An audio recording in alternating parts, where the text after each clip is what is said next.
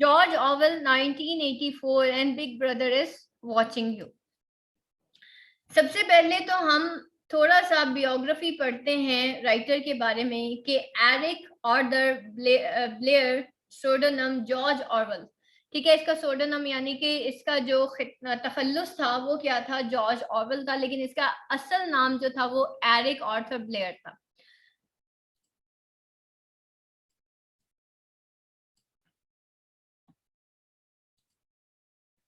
Born in India when it was British colony, ठीक है, born in 1903 and died in 1950, ठीक है, 1903 में born हुआ और 1950 में इसकी डेथ हो चुकी थी। born in India, इंडिया में born हुआ जबकि वहां पे ब्रिटिश कॉलोनी थी, ठीक है, ब्रिटिश ने कॉलोनाइज किया हुआ था इंडिया को, जिसको हम बड़े सगीर भी कहते हैं।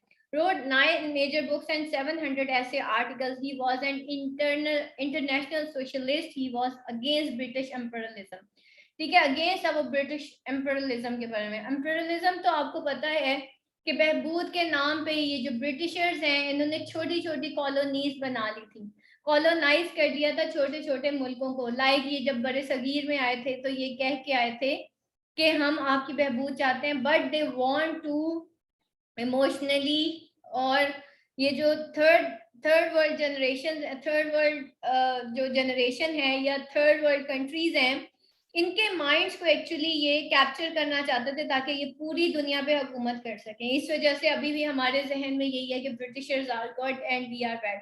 तो ये ब्लैक एंड व्हाइट का कॉन्सेप्ट जो है हमें ब्रिटिशर्स ही देके गए हैं, ठीक है। अब ये बहुत लंबा लेक्चर हो जाएगा अगर मैं आपको इम्पीरियलिज्म के बारे में बताऊं। Fought in the Spanish civil war, क्योंकि ये बहुत ही लंबा एक है। बस इम्पीरियलिज्म ये होता है कि लाइक इन्होंने इम्पीरियलिज्म के नाम पे अफ्रीका पे कब्जा किया, इंडिया पे कब्जा किया, इसी तरीके से इन्होंने कॉलोनाइज कर दिया था अपने इर्द गिर्द के बहुत सारे छोटे छोटे मुल्कों को ताकि पूरी दुनिया पे राज कर सके। Fought in the Spanish civil war, he was writer of BBC during WW2, ठीक है। अब ये जो है इसने लड़ाई जंग भी लड़ी थी स्पेनिश सिविल वॉर में और राइटर था फॉर बीबीसी ड्यूरिंग WW2। अच्छा जी, यहाँ पे देखें, early in life I have noticed that no event is ever correctly reported in a newspaper। वो कहता है अर्ली इन लाइफ मैंने ये नोटिस किया गया कि न्यूज़पेपर में कोई भी चीज करेक्टली जो है वो पोर्ट्रे नहीं होती थी। और ये इसकी डायरी के कुछ वर्ड्स हैं जो कि टू रीड थे, war is peace, freedom is slavery, ignorance is strength, ये सारी चीजें हमें यहाँ पे देखने को मिलती हैं। कॉन्टेक्स्ट क्या है बेसिकली, डिक्टेटर्स जैसे कि Adolf Hitler in Germany and Joseph Stalin in Soviet Union inspired Orwell's hatred of totalitarianism and political authority। ठीक है, डिक्टेटर्स जैसा कि एडोल्फ हिटलर था जर्मनी में और जोसेफ स्टालिन था सोवियत यूनियन में, इन दोनों ने जॉर्ज ऑरवेल के हेट्रेड को, जो कि टोटलिटेरियनिज्म के खिलाफ था, कि और पॉलिटिकल अथॉरिटी यानी कि हुकूमत जो अवाम के हवासों पे राज करना चाहती थी, यहाँ तक कि उनकी प्राइवेट और उनकी पब्लिक लाइफ के ऊपर भी राज करना चाहती थी, वो इसके बहुत ज्यादा खिलाफ था। इन 1984 was largely written as warning against totalitarianism society in Spain, Germany and the Soviet Union। Orwell personally witnessed absolute political authority, ठीक है। और उसने जो है स्पेन, जर्मनी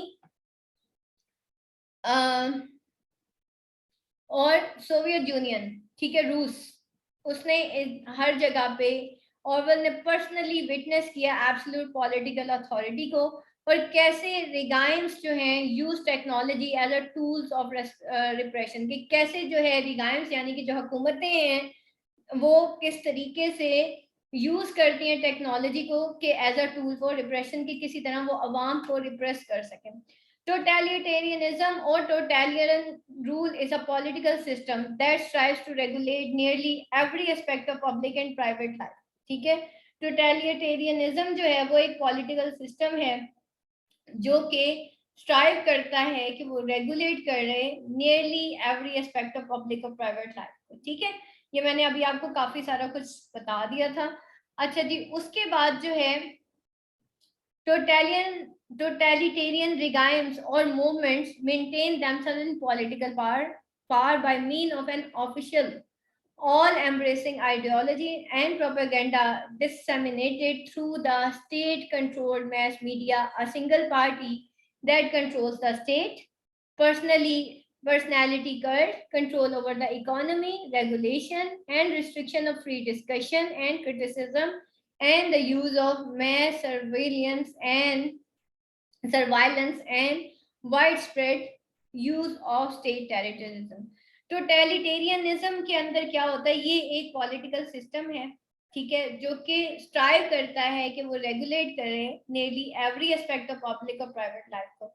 और टोटलिटेरियन के अंदर क्या होता है, एक मेन पार्टी होती है, सिंगल पार्टी होती है, जैसे मैंने द पार्टी की बात की, ठीक है, वो कंट्रोल करती है तमाम इश्यूज को, control the state, personally cult को कंट्रोल करती है, इकोनॉमी को, और तमाम रेगुलेशंस को, रिस्ट्रिक्शंस वगैरह लगा देती है। अच्छा जी, यहाँ पे देखिए, Joseph Stalin may have been Orwell's inspiration for Big Brother. Joseph Stalin जो है वो जो है ऑरवेल्स इंस्पिरेशन था फॉर बिग ब्रदर, ठीक। और यानी कि जोसेफ स्टालिन जो है शायद उसको वो एज अ बिग ब्रदर देखता था, ठीक है, एक इंस्पिरेशन थी कि उसने बिग ब्रदर के तौर पे उसको दिखाया। The posters gazed from the wall. It depicted simply an enormous face, more than a meter wide, the face of a man about 45, with a heavy bag mustache and ruggedly handsome feature. ये देखें जनाब, दोनों मिलते जुलते हैं, ठीक है। उसने स्टालिन के ऊपर 1984 जियोपॉलिटिकल मैप, यहाँ पे देखें, ये जो रेड कलर में है ये यूरेशिया है, और ये जो ब्लू कलर में सारा है ये ओशनिया है, और फिर उसके बाद जो है ये जो वाइट कलर में है वो ईस्ट एशिया है। ये जो छोटे छोटे से आपको नजर आ रहे हैं दैट इज ईस्ट एशिया, इतने से छोटे से जो मुल्क पे ये ईस्ट एशिया सारा, और ये डिस्प्यूटेड टेरिटरीज है, ठीक है। ये जो आपको ग्रे सारी नजर आ रही है that is the disputed territory, जिसमें समझ नहीं आ रही कि ये किसका है और किसका नहीं है। और ये जो आपको येलो में नजर आ रहा है that is the east Asia, ठीक है, येलो है दैट इज बेसिकली। अच्छा जी, उसके बाद बिग ब्रदर क्या है बेसिकली, ठीक है, द पार्टी जो है उसका जो लीडर है that is the big brother. और बिग ब्रदर वो द पार्टी के अंदर दो पार्टीज है, इनर पार्टी, आउटर पार्टी। और अब ये क्या है, ये सारे जो पॉपुलेशन है उसको कंट्रोल करते हैं। ये प्रोल्स हैं, यानी कि ये 85% ऑफ पॉपुलेशन है।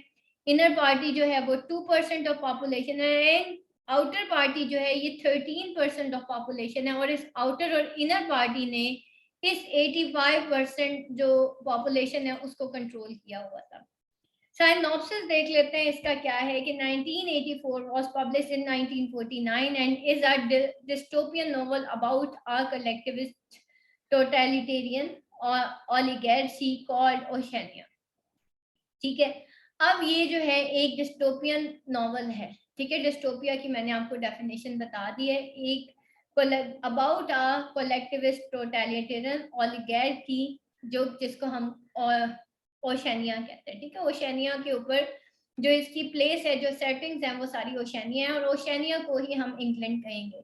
The party which is closely patterned after Soviet Bolsheviks is led by big brother. और वो पार्टी जो कि शायद सोवियत बोल्शेविक्स जो हैं उसके पैटर्न पे बनी है उसको बिग ब्रदर कहते हैं। The novel opens with the protagonist Winston Smith committing thought crime. Winston Smith से स्टार्ट होती है ये, जो कि कमिट करता है थॉट क्राइम को by keeping an illegal diary, कि उसने एक इलीगल डायरी जो है वो अपने पास रखी है, which describes his nightmarish life and hatred of the party, जो कि उसकी एक ड्राउने ख्वाब, नाइट मैरिज लाइफ कहते हैं ड्राउने ख्वाब वाली लाइफ, यानी कि हैप्पीजर्ड लाइफ के बारे में लिख रहा है। और हेट्रेड ऑफ पार्टी, यानी कि उसको ये भी इख्तियार नहीं होता कि वो अपनी मर्जी से कुछ लिख सके। Winston falls deeper into the hatred of party and begins to commit thought crime at the time। अब वो क्योंकि हेट कर बैठता है उस पार्टी, अब उसने एक थॉट क्राइम किया है। He falls in love with woman named Julia who also hates the party। और वो एक औरत से मोहब्बत कर बैठता है जिसका नाम जूलिया है, जो कि हेट करती है पार्टी से। Eventually they both attempt to join an anti-party group call the brotherhood and this leads to some major problem for Vincent and Julia. दोनों चाहते हैं कि वो brotherhood को join कर लें, और जो कि एक एंटी पार्टी एक टीम थी, पार्टी थी. Big brother is watching you. ठीक है, the face of a man with heavy black mustache and ruggedly handsome feature. ठीक है, बैकग्राउंड टू 1984 देख लेते हैं. The world of 1984 is based upon two totalitarian dictatorship. सबसे पहले सोवियत रशिया और फिर Nazi Germany. The world of Ingsoc English socialism bears strong resemblance to the Soviet Union, but much of the detail of life comes from Germany. अब ये जो word of इंगसॉक है, जिसको English socialism कहा जाता है, ठीक है, इसने काफी स्ट्रॉन्ग रिजेम्बलेंस थी इस लाइफ की सोवियत यूनियन के साथ, और much of the detail of the life with Germany. ठीक है, और जर्मनी के साथ. Ever since I have been scrutinizing political events, I have taken a tremendous interest in propagandist activity. I saw that socialist Marxist organization mastered and applied this instrument with astounding skill, and I soon realized that the correct use of propaganda is a true art which has remained practically unknown to the Borges party. ठीक है, अब ये जो है Mein Kampf by Adolf Hitler volume 1 a reckoning. ठीक है, अब यहाँ पे क्या उसने कहा था कि ever since I have been scrutinizing political events, I have taken a tremendous interest in वो कहता है मैं बहुत इंटरेस्ट तो लेता हूँ प्रोपेगेंडिस्ट एक्टिविटीज. जहाँ तक के स्क्रूटिनाइजिंग पॉलिटिकल इवेंट्स की बात है, लेकिन I saw that social Marxist organisation master. लेकिन ये जो सोशलिस्ट हैं, मार्क्सिस्ट में क्या, मार्क्सिस्ट थियरी क्या कहती है कि तमाम लोगों को बराबर हकूक मिलने चाहिए, चाहे फिर वो अवाम है या हुकूमत है.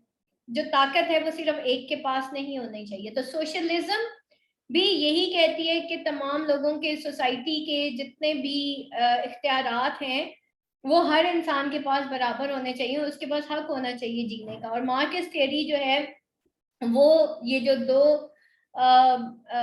एक बहुत अमीर और एक बहुत गरीब, इन दोनों के बारे में वो कहता है कि दोनों के पास जो है वो बराबर इख्तियारात हैं. तो ये जो सोशलिस्ट और मार्क्सिस्ट ऑर्गेनाइजेशंस जो हैं मास्टर्ड हो चुकी हैं and applied the instrument with astounding skill, और उन्होंने बड़े अप्लाई किया इस इंस्ट्रूमेंट को एक astounding. And soon I realise the correct use of propaganda is a true art. और वो कहते हैं जल्द ही मैंने रियलाइज किया कि ये करेक्ट यूज ऑफ प्रोपेगेंडा जो है ये ट्रू आर्ट है, जो कि remain practically unknown to bourgeois party. जो कि बॉर्जेस कहते हैं मिडिल क्लास पार्टी को, जो कि हमेशा बॉर्जेस पार्टीज के सामने अननोन रहा है. उसके बाद यहाँ पे देखिए न्यूरेमबर्ग रैलीज. ठीक है, अब मैंने आपको बताया कि वहां पे कुछ ऐसी रैलीज निकलती थी जो कि आवाम के लिए इम्पोर्टेंट होता था कि उन्होंने वो रैलीज अटेंड करनी. After 1933 the rallies were held in the first half of September under the label of National Day of the Nazi Party of the German people, which has meant to symbolize the apparent solidarity between the German people and the Nazi Party. ठीक है, German people और Nazi party, इन दोनों के दरमियान एक जो है एक अपेरेंटली उन दोनों के दरमियान एक लाइन खींच दी गई, और वहां से पता चला कि कौन नाजी पार्टी का और जो रियल जर्मन है. ये देखें जनाब, ये सारे real German and Nazi. Like Stalin, Adolf Hitler denies his subject access to the truth.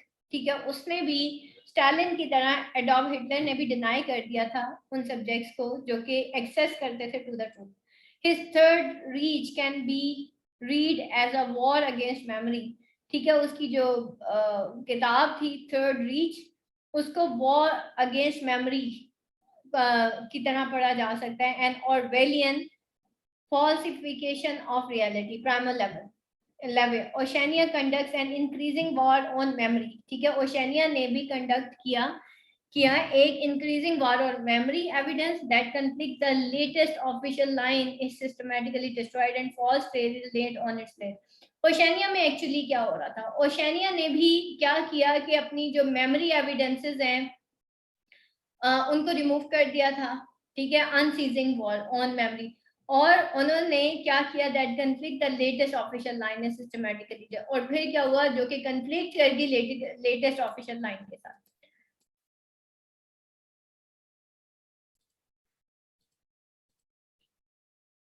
अच्छा जी, ये जनाब चिल्ड्रन ऑफ रेवोल्यूशन है। In Soviet Union young people were encourage to join the political group, they were called young pioneers, age between 7 to 13 and later called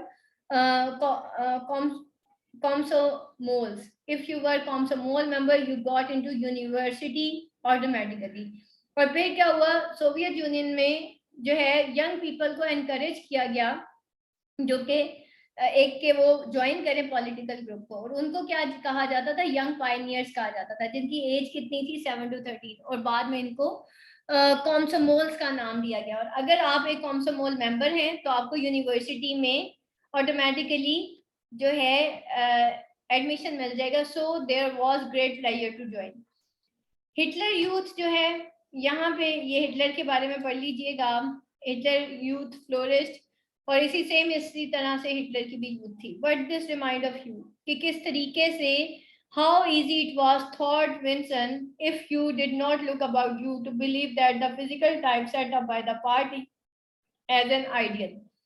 अब क्या था कि कितना easy था इट वाज कि थॉट विंसन के Winston तुम सोचो, if you did not look about you, अगर तुम अपने बारे में नहीं सोचते, to believe that the physical type set up the party as an ideal, कि ये जो फिजिकल टाइप है वो तो पार्टी को एज एन आइडियल कंसीडर करती है। Tall muscular youth, deep and bosom maidens, blonde haired, vital, sunburn, carefree, existed and even predominated, यानी कि देखने में तो भाई ये सारे ठीक थे। अच्छा जी, आगे जो है ये सेवन फ्रूट्स साइको एनालिसिस, इसकी जरूरत नहीं है। हिटलर और फिर उसके बाद फ्रूट और 1984, इसकी भी बेटा आपको जरूरत नहीं है, ठीक है।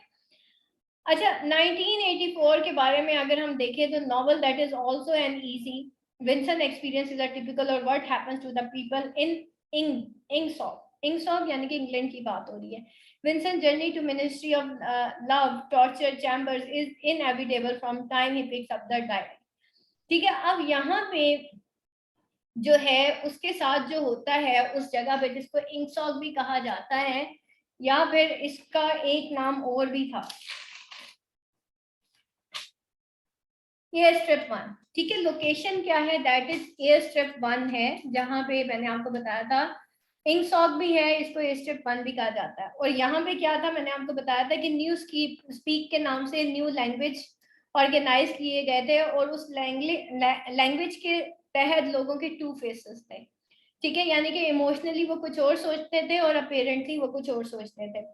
Vinson journey to the Ministry of Love, torture chambers is inevitable from the time he picks up the diary, ठीक है। फिर उसको जब मिनिस्ट्री ऑफ लव में भेज दिया जाता है, फिर उसके टॉर्चर चैम्बर्स तक वो पहुंचता है, फिर रूम नंबर 101 में वो चला जाता है, और जहां उसको बहुत ज्यादा टॉर्चर किया जाता था, सिर्फ जस्ट इस वजह से क्योंकि उसने पिकअप किया था एक डायरी को, ठीक है। पहले वो मिनिस्ट्री ऑफ लव में उसको भेजा जाता है, वहां पे अच्छा खासा टॉर्चर किया जाता है, फिर उसको ministry of thought room number 101 में भेजा जाता है, क्योंकि उसने 2 क्राइम्स किए होते हैं, एक जो है उसने थॉट क्राइम किया होता है और एक उसने लव क्राइम किया होता है। Why keep our diary and friend keep a diary to explore what she feels and reflect on what she knows. She also keep it as a way of comforting herself.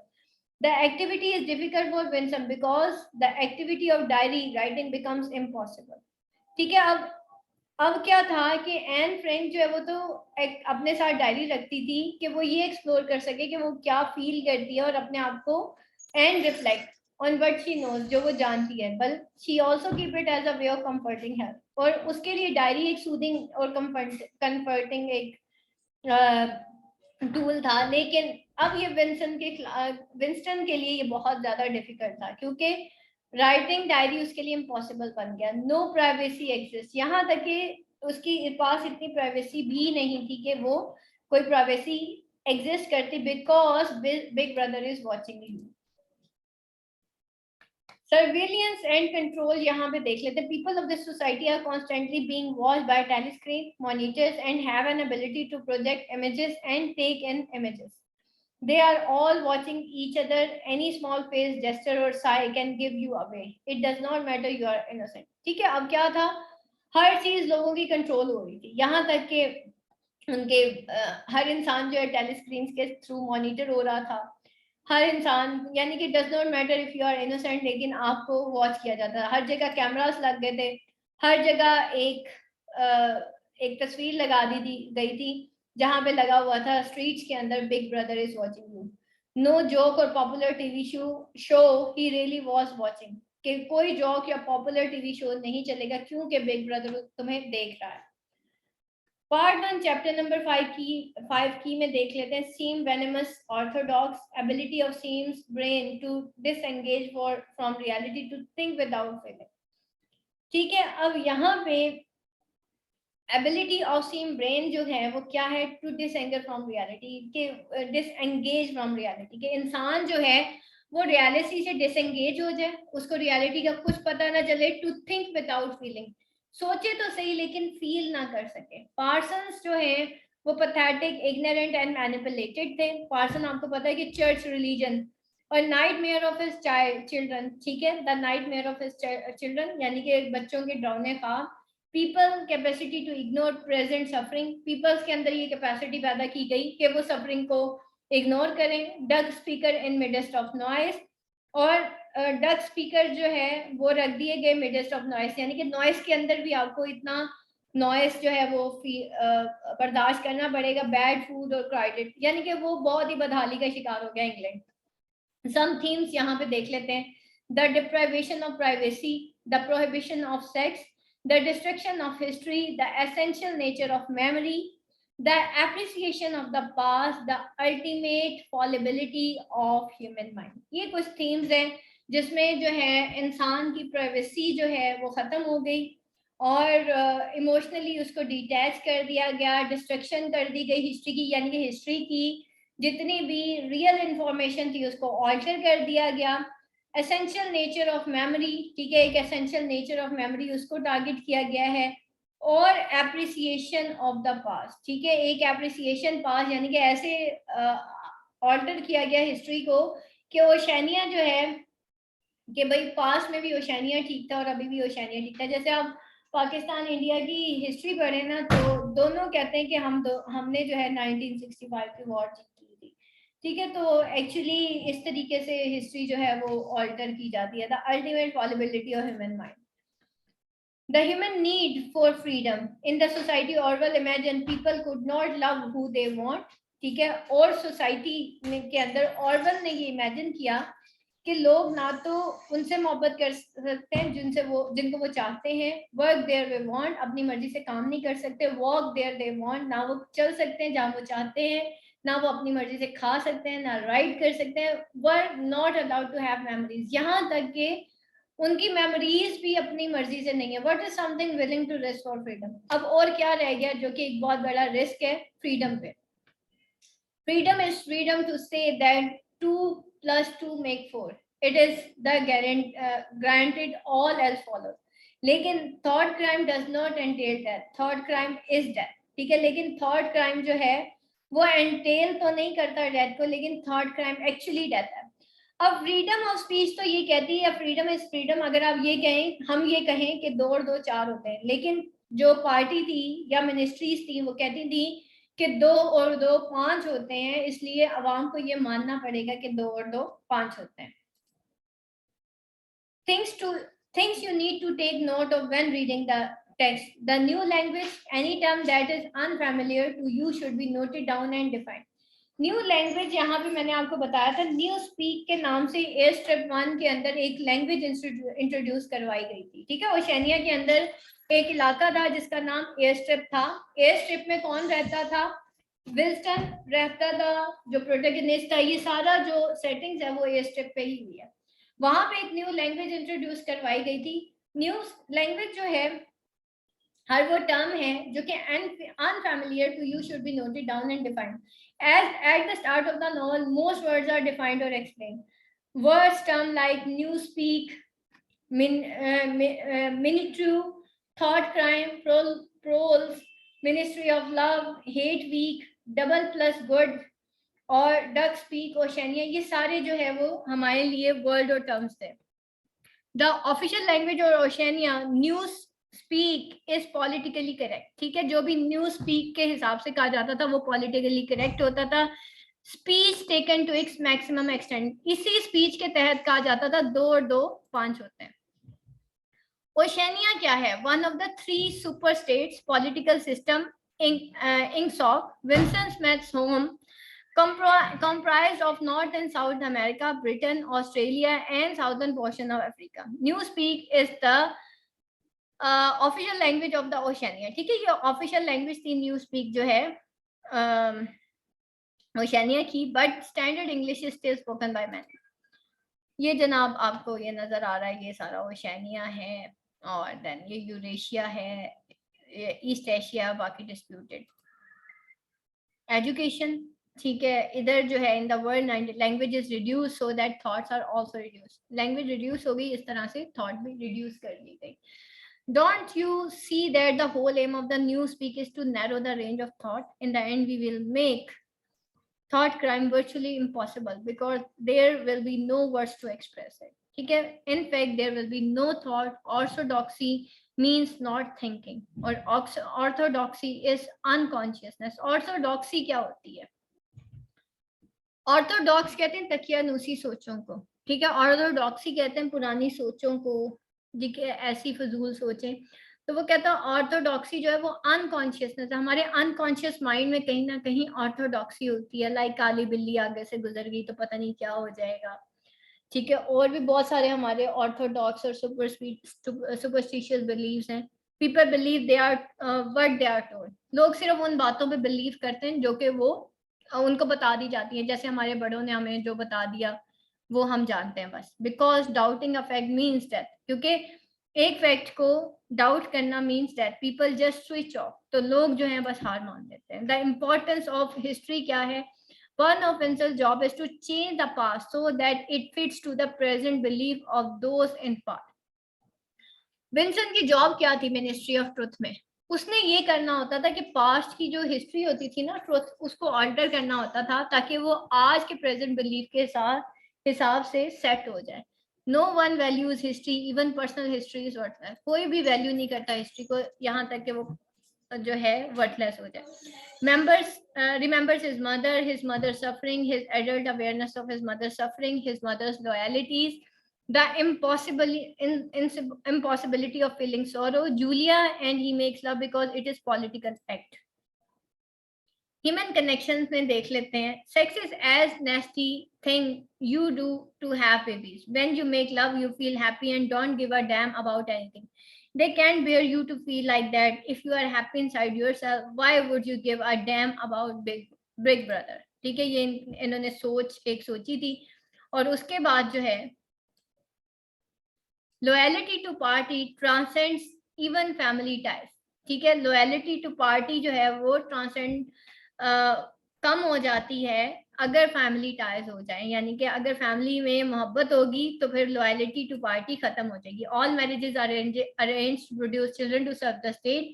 From the time that these offspring are very young they are trained as spies, ठीक है, जब ये बहुत offspring बहुत young होते थे तो उनको जासूसों के तौर पर ट्रेन किया जाता था। Many children turn their parents into thought police, और बहुत से बच्चे जो थे वो अपने पेरेंट्स को कहाँ तक के, वो जो बच्चे हैं अपने पेरेंट्स को किस में टर्न कर देते थे? थॉट पुलिस में। Neither the parents nor the children are supposed to have any love for one and other, ठीक है, there is no love in the word of Big Brother, यानी कि बच्चे भी वो अपनी मर्जी से यूज करते थे, फैमिली टाइज भी उनकी अपनी मर्जी से होती थी। और buys diary to communicate with future, regimented life, you have to did live from habit that became instinct, in the assumption that every sound you made was overheard and accepted in darkness, every movement secret time. Outraged by demand party make one's people intellect, outraged by party attempt to destroy sexual instinct, relation with Julia allows him to feel human and capable of recalling and thinking. These fragments have I shone against my ruin. Not intellectual as is Vinson, resourceful, spontaneous, guiltless, natural, but has not thought to the degree Vinson has, falls asleep as Vincent Reed Goldstein does not care if the party invented aeroplanes or not. ठीक है, O'Brien देख लेते हैं, contrast between O'Brien's burly physique and elegant manner. ठीक है, वो contrast करता है O'Brien's burly physique को और elegant manner को. His manner draws Vincent to him, an indication of Vincent's despair. When torturing, he adopts different personas. Perfect at double think. ठीक है, अब इसके अंदर एक डबल थिंक का एक वोकैबुलरी आई थी. O'Brien जो है डबल थिंक को शो करता है. Power to hold two completely contradictory belief in one mind simultaneously and accept both of them. O'Brien जो है वो कॉम्बिनेशन था डबल थिंक का. और डबल थिंक क्या है? वो power to hold to completely contradictory beliefs in one mind. दोनों कॉन्ट्राडिक्टरी बिलीव्स जो हैं एक ही माइंड में थे. द प्रोल्स, प्रोलेटेरियंस और लोअर वर्किंग क्लासेस. ठीक है, ये प्रोल्स थे, लोअर वर्किंग क्लास को कहा जाता था. Approximately 85% of Oceania's people are in this class. Members of party viewed them as animals. They are not as rigidly observed as members of party, and very few, if any, have telescreens in their home. They are permitted to indulge in pornography, prostitution, and other considered thought crime, simply because it would be impossible to observe all of them as rigidly as the party observed its own members. इन लोगों को तो वो observe नहीं कर सकते थे, कुछ चीजें इनको अलाउ कर दी गई थी क्योंकि बहुत ज्यादा थे, 85% थे. पार्टी के लोगों को ये ऑब्जर्व करते थे. Plus allowing them to indulge in these little joys help to keep the masses content. अब 1984 जो है वो नॉवल है डिस्पेयर का.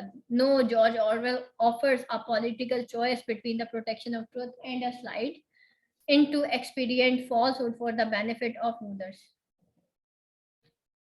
and the exploitation of the rule. It is the subversive novel, a protest against immoral rulers, the authoritarian in every personality and unquestioning conformist. अच्छा जी, 1984 जो है ये नॉवल ऑफ डिस्पेयर है.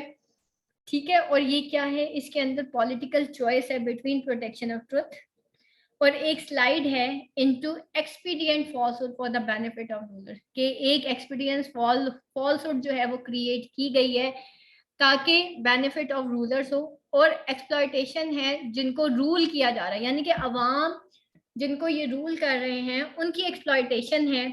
और एक पॉलिटिकल चॉइस है between the protection of truth या फिर वो फॉल्सहुड जो कि बेनिफिट ऑफ रूलर्स के लिए क्रिएट की गई है. ठीक है, एक फॉल्सहुड है और एक एक्चुअल ट्रुथ है. और उसमें क्या है? बेनिफिट ऑफ रूलर्स हैं जो कि रूल कर रहे हैं, और एक्सप्लॉयटेशन ऑफ रूल्ड हैं जिन पे रूल किया जा रहा है, यानी कि अवाम की बात हो रही है, slaves. It is a subversive novel. एक सबवर्सिव नॉवल है जो कि एक प्रोटेस्ट है against immoral rulers. Immoral rulers के खिलाफ एक प्रोटेस्ट है.